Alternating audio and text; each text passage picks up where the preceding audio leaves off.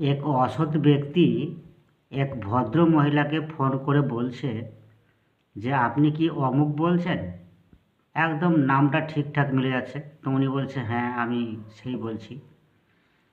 তো আপনার লক্ষ্মীর ভাণ্ডার টাকা কি আপনি সঠিকভাবে প্রত্যেক মাসে পান? তো আদৌ কিন্তু ওনার কিন্তু লক্ষ্মী ভাণ্ডার হয়নি। অনেকবার ফর্ম জমা করেছে কিন্তু লক্ষ্মী ভাণ্ডার হয়নি। তো উনি বলছেন যে আপনি কে বলছেন? তাই সেই অসৎ ব্যক্তি বলছে যে আমি অফিস থেকে বলছি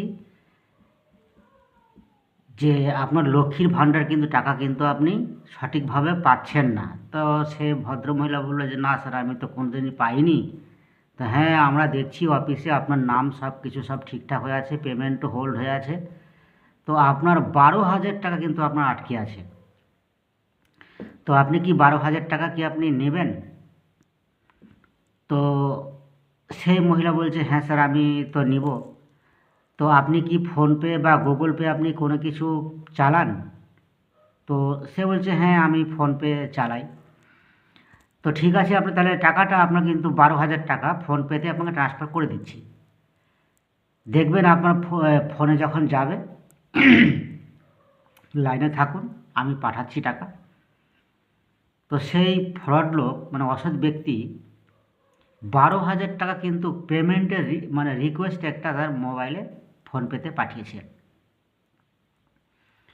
পাঠিয়ে বলছে দেখুন আপনার 12,000 টাকাটা চলে গেছে, আপনি ওই ফোনপেটা খুলুন, আপনার ফোনপে যে অ্যাপ আছে ওই অ্যাপের উপর দেখেন 12,000 টাকা অ্যামাউন্ট আপনার শো হচ্ছে ওখানে। বলছে হ্যাঁ শো হচ্ছে।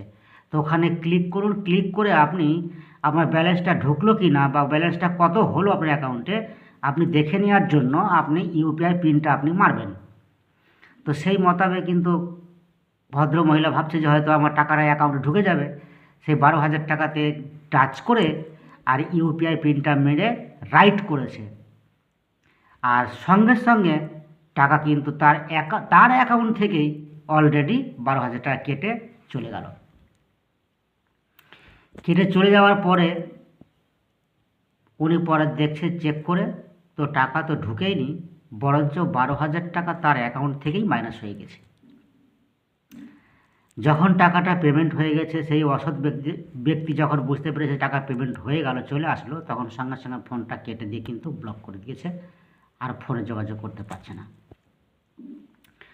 তো বন্ধু আপনাদেরকেও ঠিক এরকম কোনো ইউপিআইয়ের মাধ্যমে যদি কোনো রিকোয়েস্ট পাঠায় আর আপনাকে এই ধরনের যদি কোনো লোভ দেখায় যে টাকাটা আপনার অ্যাকাউন্টে ঢুকে যাবে, ওখানে টাচ করে আপনি পিন নাম্বারটা দিয়ে আপনি ব্যালেন্সটা চেক করে দেখে নেন, এই ভুল কাজ যদি আপনি করেন তাহলে কিন্তু আপনার টাকা কিন্তু আপনার অ্যাকাউন্ট থেকে কেটে চলে যাবে।